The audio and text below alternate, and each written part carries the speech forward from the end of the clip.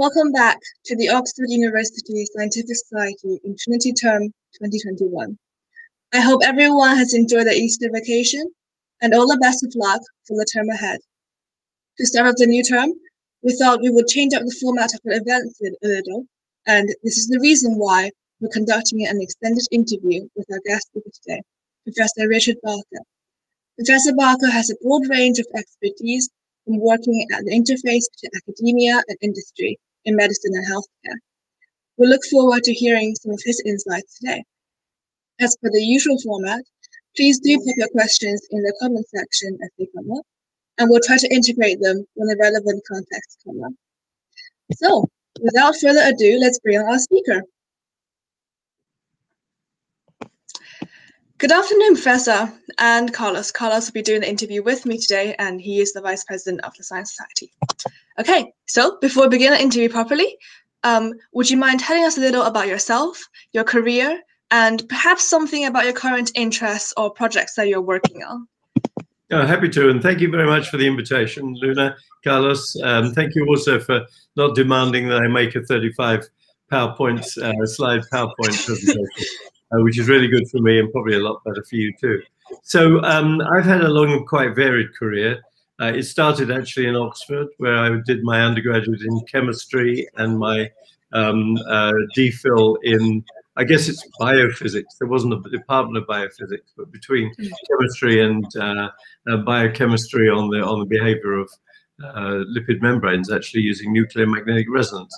But since that time, I did a couple of postdocs, but since that time, I've largely been involved in business activities. So I have run IBM's healthcare business. I have been the manager of a large diagnostics business. I was the Director General of the Pharmaceutical Industry Association in the UK. I was on the board of a very large pharma company for about 7 years. And since I stopped doing full-time activities, I've been a bit more entrepreneurial. I do some work in the NHS. I chair something called the Health Innovation Network. But I have a number of companies that I've helped start, one called Metadvice, applying artificial intelligence to medicine. One, InnoHealth, taking biological molecules from Europe to China, and another one applying AI to creative problem solving. So I guess I've had a fairly varied career, and I'm still doing a reasonably unusual mix of things. Wow, that sounds like quite the broad range of different expertise you have. Anything that you're working on right now at the minute? Is it just helping these companies, or anything in particular you would like to explore more? Well, I'd like to just say a word about Metadvice, which is applying AI to clinical decision making in two different ways. Offline, trying to figure out from electronic medical records exactly how you can distinguish one type of patient from another. One of my passions is precision medicine. So how do we tune what we give individual patients according to not just their genetic backgrounds, but how their health records reveal the trajectory they're on as individuals. And then we're also applying it online, giving the doctors an interface they can look at that embeds the clinical guidelines that all doctors should follow, but also increasingly shows them the personal characteristics of a particular patient and what the system would recommend that the doctor consider. And so I've always liked working at the bleeding edge, if I can put it that way, of technology, and AI is certainly one of those bleeding edges at the moment. Right, we'll definitely come back to that later. But before we go on to the conversation about AI in medicine, I would like to ask, well, you can guess, about the pandemic. So we all know this pandemic's been raging outside for more than over a year now, and it's looking like everything is coming back to normal, or at least by the end of this year. So my first question is, it's more than clear that the recent pandemic has changed how everyone sees the world. What did it mean for the healthcare sector and the patients, I presume, since you say you chaired some NHS boards? Yeah, so the first thing to say is it's not subsiding at all globally. It's taking off like a rocket in India. It's That's true. still burning through people's families in Brazil and many parts of the world. So I think we need to be sure that we don't take too insular an approach to this. But you're quite right, things are quietening down a bit in the UK, which because of the vaccination program, I think is more advanced, certainly than most European countries, and except for Israel, if you regard that as European. What does it mean for the healthcare sector? Well, looking on the positive side, it has demonstrated we can bring innovations through the pipeline much faster than we ever thought possible. So it often takes 10 years from the identification of a virus to the creation of a vaccine that is effective. We did that in 10 months. I mean, it's just remarkable. And not just once, we've produced a whole host of vaccines with different mechanisms. So bringing technology to the patient quickly and deploying it quickly, we've learned how to do that as never before, if you like. On the sort of revelatory side, if I can put it that way, it has exposed how poorly we are serving certain populations. So as everybody will have read, you know, health inequalities really have been exposed by the whole process of the pandemic. People from the Black, Asian, Middle Eastern communities have been severely affected. People with obesity, with diabetes, with a few other chronic conditions have been more likely to die.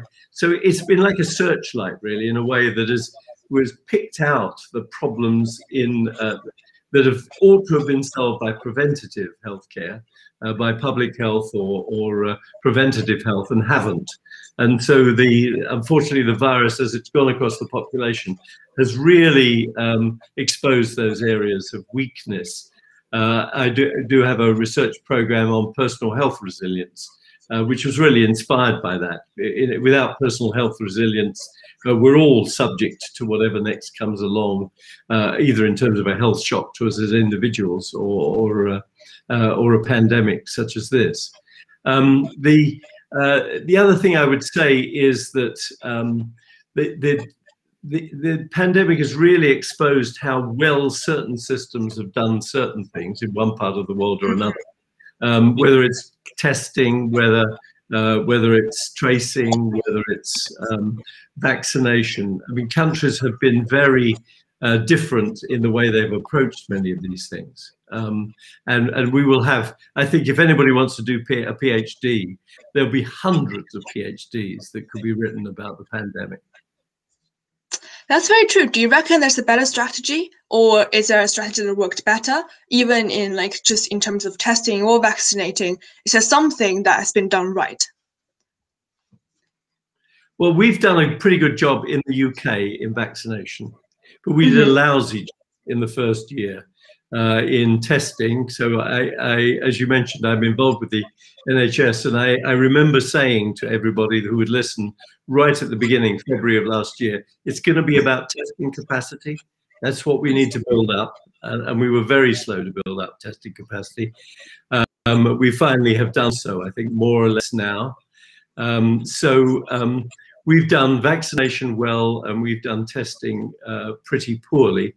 The other thing that I think is very interesting to study, and I'm not sure how easy it is to change, is different national characteristics. The way in which some people behave. This has been an unusual thing, right? I mean, there's not been many cases in human history where the people who spread something are not the people who ultimately will suffer from it. And so we've had lots of super spreader events amongst younger people who are completely oblivious because they either have no symptoms or they know they're pretty immune to the seriousness of the disease, but then it gets spread through their families, and their aunts, their uncles, their grandparents die. And there are not many health situations that are like that, because usually you're telling somebody, well, don't do this because you'll have a problem. We've had to say to people, don't do this because they will have a problem. And morally and ethically, it's a very different situation. That's really interesting to hear. Do you reckon anything could be done about the situation? Is it to do with people trusting what's been told to them and actually following instructions, or is it something more deep rooted? Well, this is where I think everybody's opinion is worth about the same. So I'll give you my opinion. All right. I think we depended too much in our country, indeed most countries, on telling people what to do. And we spent too little time educating them about the risks and allowing them to use their common sense. Right. So, you know, is it 1 meter or is it 2 meters or is it 3 meters? You know, do you wear a face mask under these circumstances or those circumstances? And telling people what to do only takes you so far.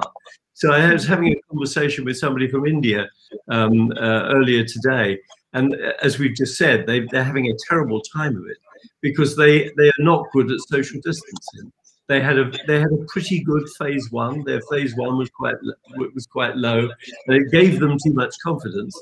So as soon as they had a variant of the virus that was easily transmissible, they continued to behave the way they did in the first wave, which is families got together and breathed the same air for hours on end. And I heard of a family that had 4 or 5 people die. Largely because they had congregated together and breathed the same air for a long period of time, and the person who was infected everybody else. So it's a very interesting human behavioral problem. Is there a solution to that human behavioral problem? I think there are some simple rules that you can give people, but fundamentally you have to teach them. It was a long time before we said, you know, this virus can be spread by asymptomatic people. Mm-hmm. Very long time. I mean, you remember all those months in the UK where we only offered tests to people with symptoms, as if it was only people with symptoms that could spread the virus. Whereas, in fact, a lot of the spreading was between people who had no symptoms at all and never had symptoms. So anyway, one could talk about the virus. I'm sure you have conversations every morning about the latest news about coronavirus. That might be enough. Well, I would just like to quickly conclude this section on the pandemic by asking you, you know, what kind of lasting influence do you think this whole having been through all of these will have to us as, you know, people, or to governments, or perhaps to the healthcare industry? Big question, right? So I've already said I think we've learned how to innovate faster. So hopefully we will hold to that. Yes. We have learned the power of data and how data should be shared. So I was talking to a professor at Liverpool earlier this afternoon, and Liverpool have done a wonderful job of linking together the hospital data, the primary care data, the social care data, all of the different data streams, because there was a crisis to manage. And so it's taught us how in extremists, if you like, the sharing of data is an extremely valuable thing and actually a possible thing.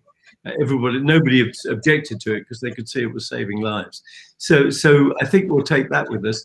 Clearly, just as this demonstrated, I mean, the last time I spoke to this society, it was in a lecture hall with people in rows. We have learned how to do the best we can digitally, whether it's ordering stuff for home or whether it's having meetings like this.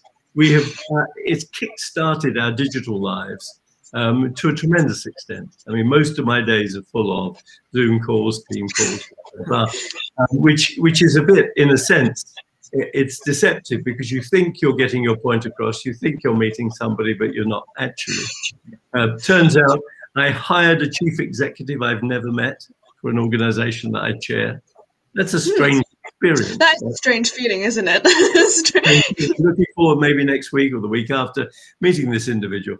But I sort of feel I know them, but do I really? You know, that kind of thing. But we have learned to transfer our lives to a digital plane much faster than we would otherwise have done. That's very true. I don't think we're going to be able to ever deal without Zoom meetings now. Now that people realize it's so much easier to, you know, actually organize them and just get people onto the same call.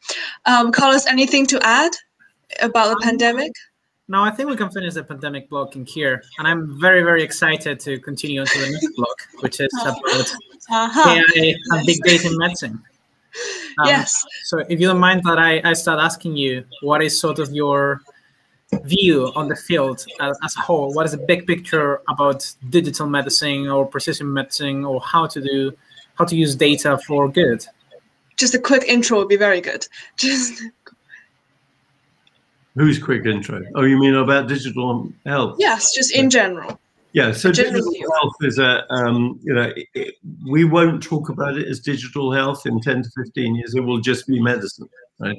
And we'll just be using digital information the way we've used all kinds of information. We'll use digital media in the way we've used all kinds of media. But it will have enabled us to move certain things online that were formerly offline, right? So one of the big things that I haven't mentioned so far, but everybody will know about it, is the move to online consultations. So whether you're consulting with your GP or a specialist in hospital, you know, much of that can be done online and will continue to be done online. Why would you? And it will make scheduling and so much easier for everybody. So we're going to have a plethora of digital health applications. We already have an enormous number of apps that you can put on your phone. And that will become, you know, normal life for all of us over the next 10 or 15 years. The thing that particularly interests me are the applications of artificial intelligence, because in principle, artificial intelligence can juggle with that many more parameters than most humans can. I mean, it's said that doctors can sort of think about 5 things at once when they're dealing with a patient. There's no limit to how many parameters an AI program can take into account when trying to optimize their clinical decision making. Where it's had the first impact is very much in image recognition, whether we're talking about CT scans or scans of the back of the eye or whatever. The machine learning is better now, actually. It's not popular to say so, but it's better than most human beings because it's learned on an enormous data set and therefore can be more experienced, so to speak, than any living radiographer, for example. The second thing is optimization. So it's pretty good at optimizing resource allocation. Where to send ambulances and all of that kind of thing. Where I'm particularly interested is applying it to clinical decision making, which I think is relatively new. We're beginning to see it in cancer, being able to create precision medicine targeting for cancer therapy. But I think that too, I mean, in 10, 15 years time, we won't talk about it as AI as if it's this thing over here. It'll be embedded in everything we do. Before you ask the question, Carlos, I have to say this. I'm very, you know, I believe the singularity is coming, but the only approach to the singularity is that we build all of this with human-machine interaction. And we never give the machine a task to go away and do. We say, you know, here's the human being with the human problem, here's the machine and its capabilities, and it's about dialogue and it's about partnership between human and machine. Otherwise, the machines will indeed run. You know, I can imagine after the singularity what this evening's discussion will be like. I probably won't be here, but neither of you might be here either. It might be three different machines discussing, you know, whether in fact Oxford University is actually necessary, right? So let's hope they keep that if we do come to it. I'm a great believer in human-machine partnership when it comes to AI. I think I probably got off the point there a little bit. You better ask your next question. How much do we trust these AIs, especially when given, you know, they're given these really confidential data? You know, with doctors, they're not the most, well, I guess they have to be quite careful with what kind of decisions they make. So, I mean, there are ultimately some code out there that's doing all the decision making. It feels different to, you know, rely on a human being. What's your take on that? Well, for a very long time, we will still rely on the human being. As I say, the human being will use the AI tool, but will ultimately come to their own conclusion. And I think if you are just facing an AI black box and it is deciding exactly what you have and how you should be treated, I don't think you'll feel very comfortable. At least I wouldn't feel very comfortable. That's true. So I think that will, for a very long time, it'll still be a personal decision by a personal clinician assisted by the AI. But you raised the question of confidentiality. Even if we didn't have AI, the digital health raises the question of confidentiality.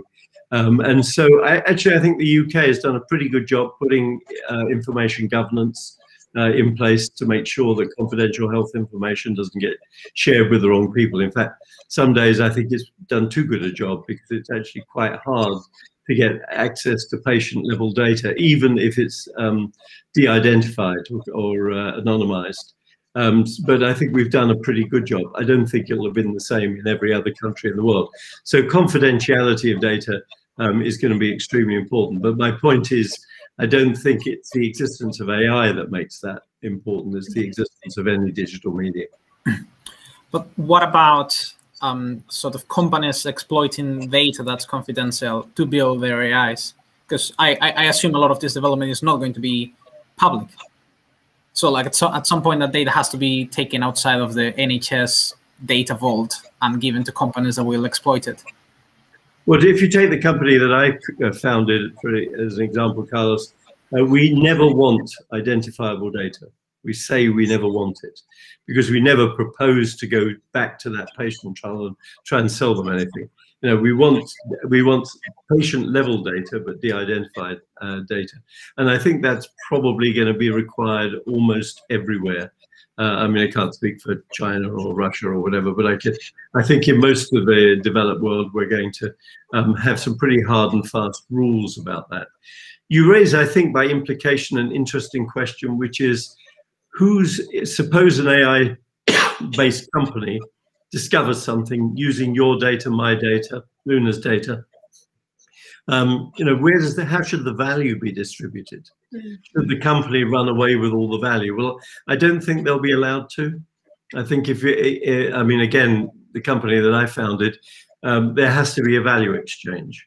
It could be money, but it could also be free use of the software for a period of time. I think the most challenging question is, how does value get back to the patient? Well, I think value will get back to the patient usually by better care in the future. Complex problem, though. Actually, I want to chip in quickly here. Since we're using these patient data from patients, what does it actually mean for the entire industry? You know, before, in the state of not having access to all this data, and in the state of having access to all this data, what difference does it actually make? Well, I think you'd have to be more specific about the kind of company you're talking about. I think it'll probably be some kind of either health sciences or whatever drug discovery kind of data, or I'm sure that you are far more knowledgeable in this area than I am. You already listed a few things. So drug discovery, right? It's important that we learn all we can from the way in which patients have been treated in the past in order to discover new targets for drugs. So I'm on the board of a company that is matching up genetic data with electronic medical record data to say which subgroups of patients with certain genetic traits appear to be either resistant to this drug or likely to suffer from this disease. I think that's an extremely important stream of value going into drug discovery. When you come down to you know, the use of already developed drugs on actual populations, then I think there's a lot of scope to be able to make sure that the right patient is given the right drug at the right time, and so on. So I think it does depend a little bit on the nature of the company and the way in which they're using the data. That's fair enough. I think it does vary depending on what the company would like to do with all the data available. And I'm sure there's a lot that could be done. So I think I will chip into one of the questions that's from our audience and ask, what do you think is the most important issue, or, you know, the challenge facing these kind of using AI in medicine to generate more information and to develop our technology further? What's the main hurdle? What's stopping us? So I think we're probably touching on it now, which is responsible and effective data access. And when I say responsible, I think we've touched on that. How do you make sure the data isn't falling into the wrong hands in an identifiable way? and that value is exchanged between the companies that have access to the data and the health systems that provide it one way or another. So I think that is the biggest challenge, data access. But there are clearly ethical challenges that we're talking about. I mean, we've already discovered in other spheres that AI can be biased by the way in which doctors have made decisions, right? And so if you train AI on the wrong data set, you'll simply replicate the human biases that exist. I mean, the flip side of that is, in principle, if they're given a fully balanced data, then you won't have the kind of thing that's happening. I've discovered that, you know, the level of stillborn babies in black families is worse than in white families, but it's better if black doctors are serving the population than white doctors. I mean, there's obviously a lot of racial factors that in the way in which the human world works, that in principle the AI world could not, should not suffer from. But if it's simply trained on what has happened in the past, as opposed to the intrinsic capabilities of people, then there's a risk that it will simply replicate the biases of the past. Really interesting. So let me chip in with a related question into this. So many AI algorithms are based on a balance between exploration and exploitation. So they try to learn from the things that they have seen and explore new things that they haven't. So what is the danger of this? I imagine what will happen, or is it good if an AI algorithm experiments beyond the data it's been trained of, and may do things that are potentially very beneficial for patients, but also potentially very harmful? Well, I think the first line of defense is what I covered before, which is ultimately it will be a human physician for a very long time that will actually execute this. And so actually we were talking about this in the company I mentioned earlier today. You know, how do you record the fact that a doctor has decided to ignore the recommendation that the AI has given them, right? We were actually talking about, should you ask did you accept or reject the recommendation? We decided that was probably not good language. Did it help you or not? Is better language. Was it relevant to this patient or not? Is even better language. So we've got to script, so to speak, the dialogue between the machine and the human in the right sort of way. I mean, the exciting thing about AI is we're really in the foothills here. And so that question, like many other questions, we're just grappling with now when it comes to decision making. It doesn't really apply to some of the early applications that we've all read about. Nobody is saying, you know, is the machine that is reading back of the eye scans getting it right or wrong, because it's been trained on millions of scans and it's almost certainly getting it right. In fact, it turns out, I don't know whether you know this, but somebody from Moorfields was telling me the AI can tell a male from a female back of the eye scan. You show these to a human ophthalmologist and they can't. But the AI program is so subtle that not that you go to an AI exam to determine whether you're male or female, but it gives you an example of how the AI program can see things that humans can't. So I don't worry about that. I think I worry more about some of the areas we've just been talking about, which is the interplay between human intelligence, machine intelligence, and patients. And of course, ultimately, the patients will be the recipients of AI as well. Ideally, the AI assisted programs will be feeding into the patient the behaviors that they can display that will help them with their disease. I think that actually leads me to think about whether, literacy about digital applications, whether we need to actually tell doctors and patients or just society in general about, how exactly do these things work? Should something be done about that? It feels necessary if they're going to be, eventually benefiting or being harmed by these things. They can be affected. It's an absolutely huge question. I remember being at the office of the founder of DeepMind, which some of you will have heard about. And he was furious because there had been a program, there had been a magazine article about DeepMind. This was a few years ago. And he showed me the Terminator, the robot. There is this sort of identification in the public mind between artificial intelligence and Arnold Schwarzenegger, I think it was, as the Terminator.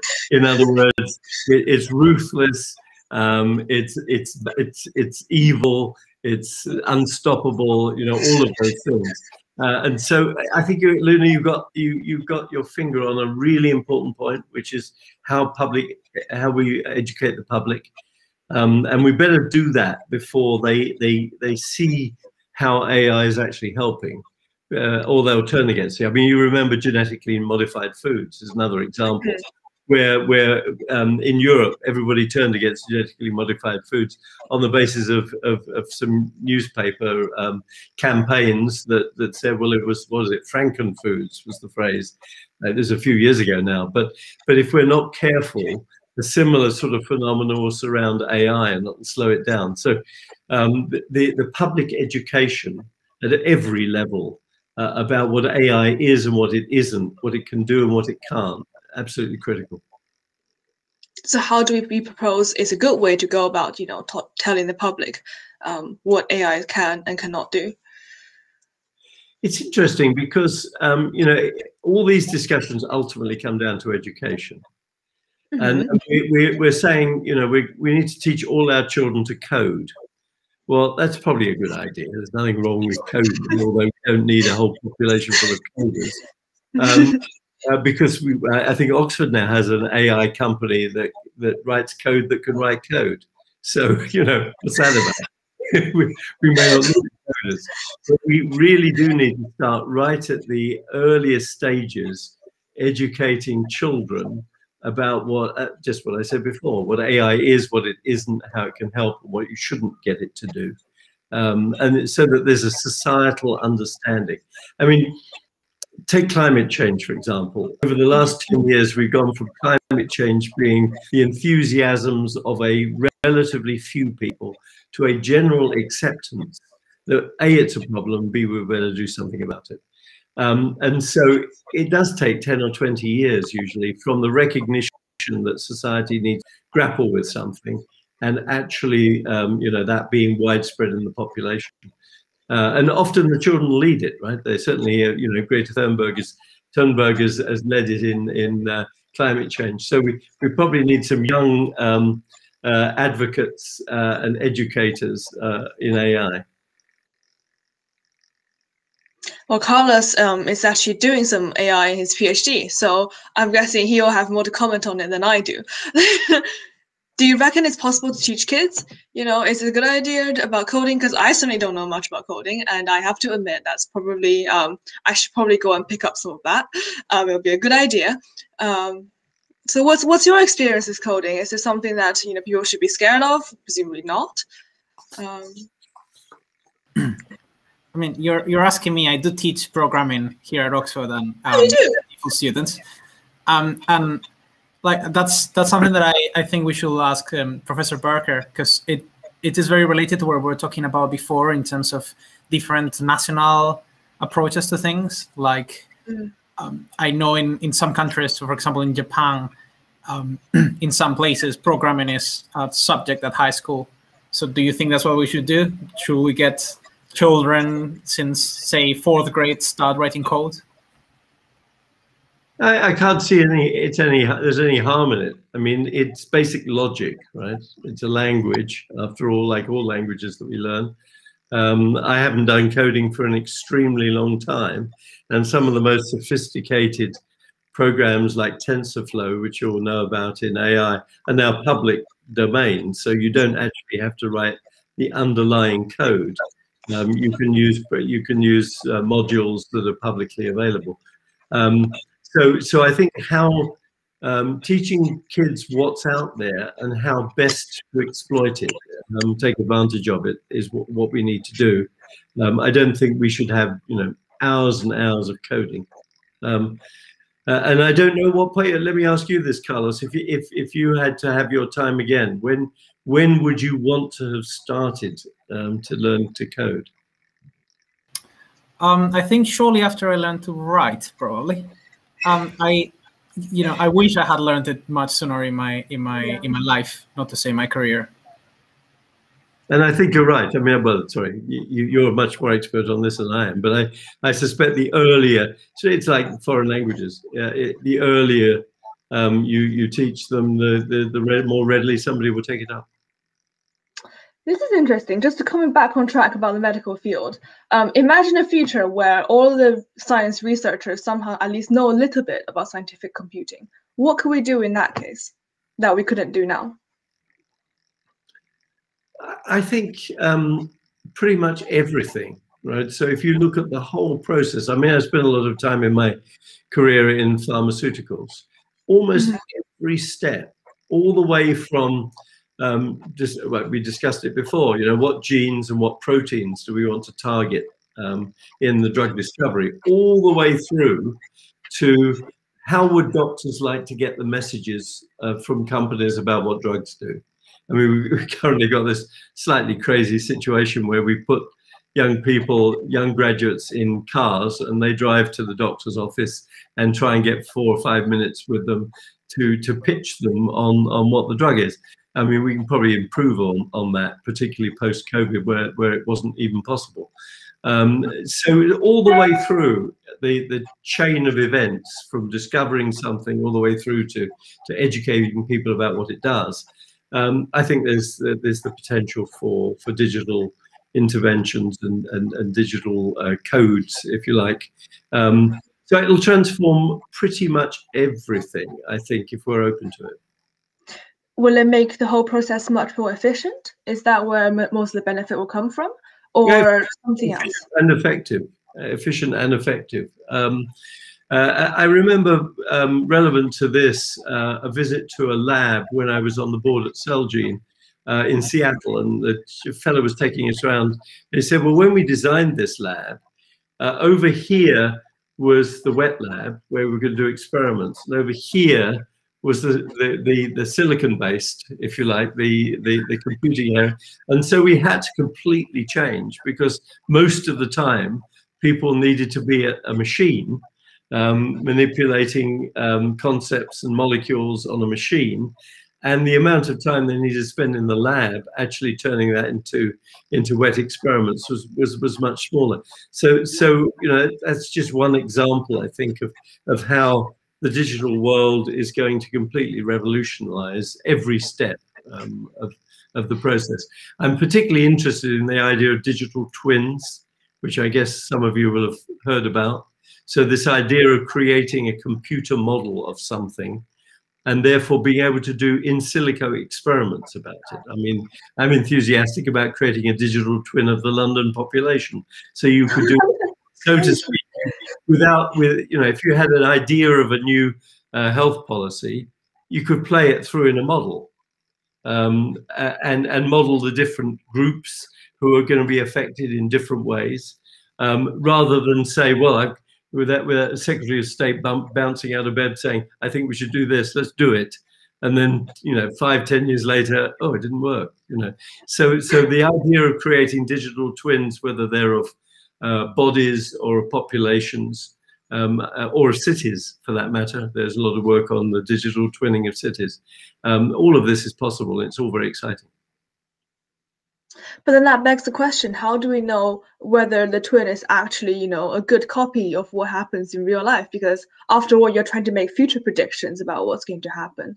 And imagine a London population, what if you do something to them? I mean, even if you ask the most wise of all people, it's kind of difficult to tell what exactly is going to happen. So how do we even go about doing something like that? Do we just base it off past experiences, or do we do something else? Well, you're reminding me of the quote that I put at the front of the research proposal about digital twins of populations. It was, all models are wrong, but some are useful. And so my argument is not that I can predict exactly how the London population would respond to a particular well, take the pandemic, a particular way of dealing with the pandemic. But it's much better to play these things through in a computer first. And you're much more likely, I think, to see all of the factors because you'll have to program them in than trying it in real life on a population and discovering you're wrong. Carlos, anything to add here? Not really. I have a bunch of other questions to ask in related topics, but not at the moment, no. Oh, well, go ahead and start with one of that. Okay, so I think I'm gonna ask one last question in sort of the AI big data thing, and maybe we can then move to more medicine related innovation. So I wanted to ask your opinion in terms of computers as means of production. So if you follow the AI literature in the past couple of years, like all of the big advances, GPT-3 and things like that, have used like millions and millions and millions of dollars in compute power. So are we gonna move towards a model where, in a way, compute power is gonna be like the means of production, and then only the people that have access to massive infrastructure like Google and Amazon or Facebook are gonna be able to do something, while small companies are just gonna have to do whatever is possible instead of whatever they want? And I think underlying your question is also different groups of society, different nations that have. Now, I'm afraid you're probably right. By the way, I was talking to somebody about GPT-3 earlier today, and he said nobody understands how it works. Somebody sent me a piece of text that GPT-3 had produced, but nobody knows exactly how the program chose those phrases and put them together in those sentences in the way that it did. So I'm afraid there is a digital divide at various levels. I mean, we talk about it with regard to all the way down to individuals, whether they have smartphones or not. But if you don't have access to significant compute power, I mean, the saving grace, so to speak, is that it's still getting cheaper and cheaper year on year. I mean, there might be some physical limit to Moore's law, but we haven't reached it yet. And as we go to quantum computing, the ability to be able to create massive computer power at affordable cost. And actually, I don't know whether the compute power and compute efficiency is keeping pace with what we're trying to do. You know, some of you might be playing around in the Bitcoin arena. You know, it may be that they will take up all of the compute power in the world before anybody else has the chance to use it. Now, you ask an extremely good question, which frankly I don't know the answer to, but it's very clear that access to computing power is going to be, in the world that we're talking about, a massive resource that some societies will have to a greater extent than others. The other question you're sort of asking is, are the Googles and Amazons, Microsofts and Facebooks of the world going to conquer all heights because of their access to massive computer power? I don't think so, because of the rather narrow view they take of what world problems look like. I think there's going to be plenty of space for creative people who are listening to this, creative people, you know, going through Oxford or whatever, to create companies, to create ventures, to do research that's not dependent on any of those companies, and will still change the world. Which is another way of saying you don't all have to go away and work for Google. I was more in the line of like, are you scared that Google to some step will try to scoop your company's work, for example, or should any sort of early stage AI and biomedical science company be afraid of competition from the big tech? Well, I used to work for a company called IBM, right? And they created Watson, and they were very proud of it. And it sort of grew after I left the company. So, but it actually has not conquered the world of medicine because of the way they went about it. I'm not trying to decry it. I'm sure it's doing some useful things in some parts of the world's healthcare system. I think these large companies sometimes can't get out of their own way, if I can put it that way. To Google, everything looks like a search, so to speak.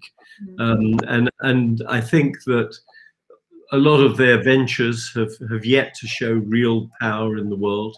So the fact that you're very big and very rich doesn't guarantee success if you view the world in too narrow a way. So I think there's plenty of opportunity for small companies. I mean, they might well get bought up by these large companies, but you know, that's for the future. Yes, I suppose if you have a hammer, everything's a nail, the classic proverb. Moving on to the next section of the interview, since you've really worked a lot in the pharma and biotech industry and innovation, I just would like to ask, to get the conversation started, what are some of the revolutionary technologies you have seen in your career, and how have they changed the landscape?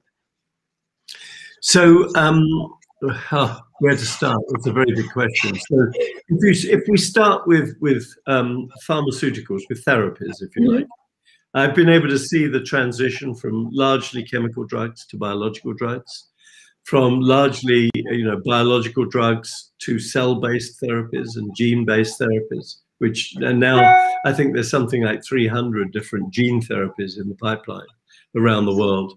You've got these CAR T therapies, which are genetically modified T cells that can be programmed to attack particular cancers. So in terms of sophistication, there's been an enormous change in what we would regard as a therapeutic. If you go to diagnostics, for example, go back 20, 30 years, everybody had the same 20 blood tests run, but that was about all. Now, ideally, a clinician might want to see the whole genome sequence of somebody before deciding how best to treat them. Certainly, before recognizing certain rare diseases, inherited diseases, you do want the full genome, not just the exome. You want the full genome, because some of them are expression errors. So it's been an enormous set of changes, and we've talked a little bit, probably best not to go back to it, but digital things. One thing that hasn't moved very fast is the electronic medical record. There have been companies that have created these and spread them around, but there's still a tremendous amount of work to be done, making them more human compatible and making them more attractive for doctors and nurses and clinicians to use. And that's one of the things that I'm working on with Metadvice, making it more intuitive and more accessible, as opposed to being just a way of collecting and delivering data. Right. Well, connected question then. What do you reckon are the future trends we should look out for in the next 10 or 20 years in this medical innovation space? Well, gene editing will be important, right? We're beginning to see therapies based on gene editing. I've already mentioned gene therapies themselves. Just implanting a gene that is missing or defective into a patient. There's going to be a very interesting wave of innovation to do with healthy longevity. There's some very interesting people in Oxford. Lynn Cox, for example, some of you may know Professor Lynn Cox, is working on senolytics, which are agents to kill senescent cells, because it turns out as you get older, there are more and more cells build up in the body that basically have checked out but haven't really left. And some of them turn into cancerous cells, so you want to get rid of that.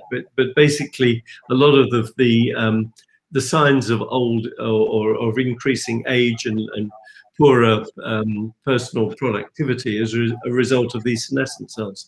So that's just one example of a mechanism that we're going to explore in terms of human healthy longevity. The problem, by the way, with longevity is age and aging is not recognized as a disease. So there's quite a lot of debate about whether you can or should treat aging as a disease that should be treated, because we're all kind of programmed to think of aging as a natural process, and why would you want to get in the way of it? But certainly most people would rather live healthily and vigorously until the age of 100 and then drop dead, rather than to go through this period of slow decline that sadly most people, or a very large number of people, go to. That if you could intervene to stop that, you don't have to increase somebody's actual lifespan, but if you can increase their healthy lifespan, you know, that's tremendously valuable. I led a population health group with the all-party parliamentary group on healthy longevity about a year and a half ago, and it published a report called The Health of the Nation. And the government, the UK government, is still committed to an increase of 5 years in healthy lifespan by the year 2035. Hasn't figured out how to do it, but it's a really important target, because if you think about all the long-term conditions that bedevil you in the second half of your life, if you could postpone or eliminate those, it would be great for people's lives and their lifestyle. It would even be greater for the NHS and the healthcare system. I mean, I think we're coming to agree on the fact that there are these age-related diseases, despite age itself might not be seen as a disease per se, but there are all these diseases that are more likely to happen in older people, whether it be atherosclerosis, being cancer, or neurodegeneration, all these different things, which actually does a lot of damage if we just think about the whole aging population we have. And I think if we can somehow solve these problems, or at least, you know, make it a bit easier for these patients, it will do a huge deal of difference. It will change a lot of things, and it will be wonderful to have these kind of advancements, to see these happening. So what do you reckon we should do to allow such advances in this field, to allow us to treat this disease better, or whatever, whether it being from the medical expertise, or from the government, or from just the entrepreneurship in general? There's a scientific problem to solve, and it's the biomarkers of aging. And we know some of them now. The epigenetic clock is one example. But if we could measure easily and cheaply how your body is aging, and you could link it to your behavior, you know, what you eat, how much you drink, what exercise you take, whether you take your pills for this, that, and the other. If you could build a feedback loop for people so that they knew before they were ever sick with anything, whether they were in fact maintaining their healthy status, their homeostasis, if you like, then that would do a tremendous amount. But we don't really have those yet. We've got tests for the epigenome that cost about £300 or £400. Yeah, I think there's an Oxford-based company that does them, but they're all over the world. So you can send your blood off and they'll do it for you. But that's not going to be the sort of thing that's going to be the daily life of everybody. We need a way that, you know, your Fitbit or your Apple Watch or something can take a set of measurements, and you say, oh yeah, I've done my 10,000 steps every day for the last week, and look, you know, I've aged less. If you could get that kind of, at the moment we have this intrinsic belief that if I do more exercise, I eat less fatty or sugary foods, then that's going to be good for me. But it would be great, particularly when you're getting into the middle years, where you've got lots of other things in your mind, and you don't go to the gym every day, or well, I don't know whether you folks do, but you know, you're probably young and healthy as it is. But as you go into your middle years, the kinds of things you do or don't do with your body will have an enormous effect on your healthy lifespan, but you haven't got a way of measuring it. I think it will always be helpful here for the clinician to have a way to see a benchmark of some sort to measure how aging, or just other things in general, you know, predict how likely someone's going to have a disease. It'll be a very useful thing to have, even just for experimental, you know, coming up with good experimental models, or actually being able to see how well drugs work. And linking from that point on, I just would like to ask, what do you see are the biggest opportunities for UK or just global life science companies in the coming years? What do you reckon that the UK will play as a country in, you know, somehow coming up with better disease treatments, or innovating in whatever sense in this medical field? I think the UK has become quite good at what's called regenerative medicine, the cell and gene therapies, for its size. It can't be compared in terms of the numbers of companies and the power of the companies with the US. But I think it's doing a pretty good job. It's also been investing a bit in biologicals manufacture, the manufacture of those and other more sophisticated drugs. I think it is setting itself to be quite a leader in AI.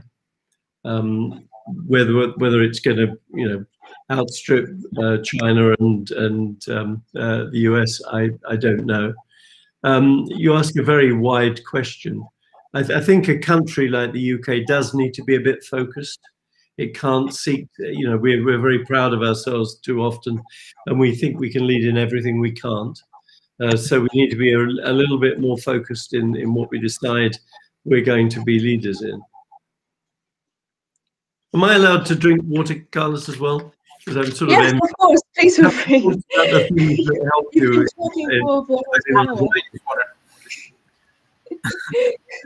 People this morning asked if I was drinking vodka, but it's water. Oh dear. Would you mind if I just chip in and sort of? Oh, go ahead, absolutely. Go. So actually, this brings me back to sort of the really vaccine nationalism and all the things that we talk about in the first part of the interview about different countries having different resources and different capacities, for example, now to build vaccines. So do you think there is, in a way, also strategic importance for the countries to be able to acquire more capacity sort of all around instead of focusing, as you just recommended the UK to do? So like, imagine that the next pandemic can only be cured with, I don't know, gene therapy, say. Shouldn't the UK also invest there? Well, yeah, you're asking whether your fundamental question is, can a nation be self-sufficient in the technologies required to deal with something like a pandemic? And my answer is no. We have to wire the system together so that people can trade across nations the various elements of a vaccine or whatever. You probably realize that certain raw materials that have to go into the Pfizer-BioNTech vaccine come out of the UK, they go into Europe, they get incorporated with something else, get shipped back. That's how we built the life sciences industry. I think it would be a retrograde step if national governments said, we've got to be self-sufficient. It's an almost impossible task for anybody, I would say, except America and China, in terms of the resources they have. And so it's in the interest of the rest of us that these countries don't, in fact, try and hoard those resources to themselves. There'll be a bit of that. I mean, it's natural. It's important, I think, for governments to know where products are coming from, get a bit more transparency on what's called the supply chain, and the elements that make up something, because you don't want to be caught out by being, very dependent on something that doesn't appear because of a problem, in some factory in China or whatever it is. So there needs to be more transparency, but I think the life sciences economy needs to be a genuinely global one. I would like to just ask a quick question, tagging on to that. Not only just resources, what about, people? People is a kind of resource, I suppose. So what do you suppose that collaborations would do? Was it a good thing, like between countries globally in general, would do to the life sciences industry in the next few years, 10 years in the future in general? Well, there's massive collaboration at an academic level. I think we took a step back.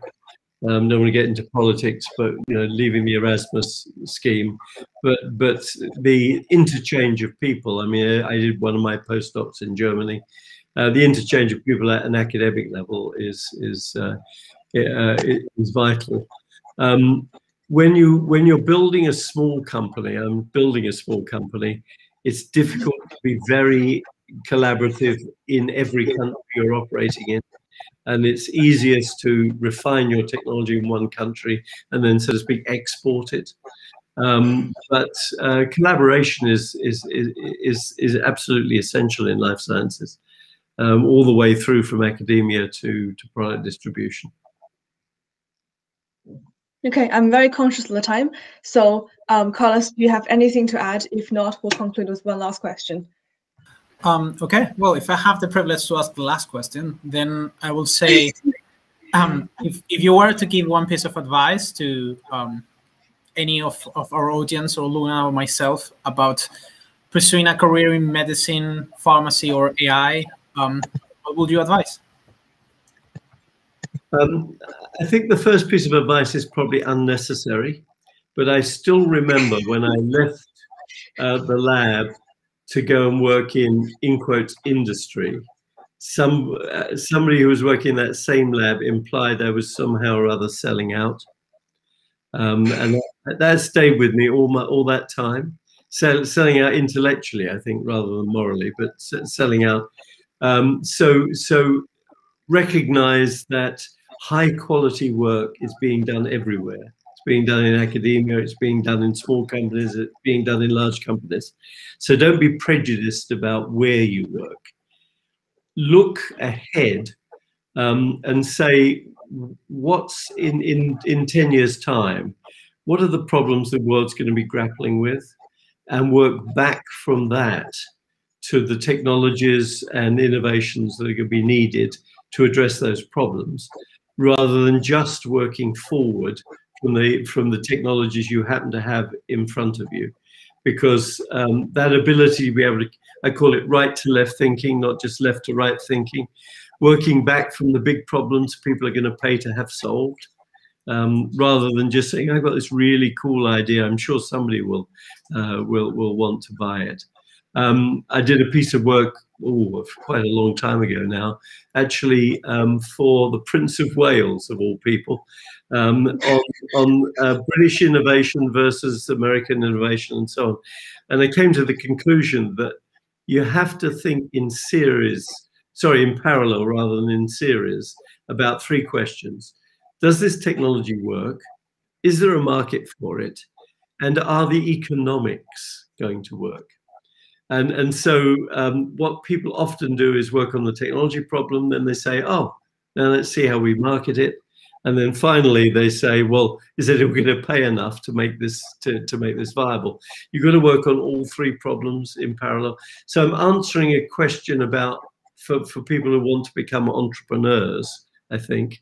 I'm not answering that question for people who want to stay in the academic world. But if they want to stay in the academic world, I think the same thing applies. What are going to be the big problems? Because of the very specialized nature of the way in which we now build knowledge, you get very narrow very quickly, and you just follow your nose, and you might be going down a very dark tunnel with no end. So I think you have to step back and say, okay, well, I know what's cool today, but what are the big problems of tomorrow, and how do I get to tackle them? Okay, with that, I hope this talk has given some of you guys, the audience, some ideas about what might be the big problems in the future. So I believe it is time now to draw this interview to a close. Professor Barker, thank you ever so much for coming to talk to us today and offering so generously your thoughts on such a broad range of topics. We went from discussing the pandemic all the way to AI and how that can be applied in medicine, and just to innovation in general. And thank you for your advice at the very end. I hope all our audiences have taken away something from this past hour, I think. Thank you so much for coming here today and listening to us having this discussion. Thank you to our committee members for keeping everything running. And I look forward to seeing you next week, where we'll have Professor Scott Aronson from UT Austin talking about quantum computing. Enjoy the rest of your evening. Thanks. Bye-bye.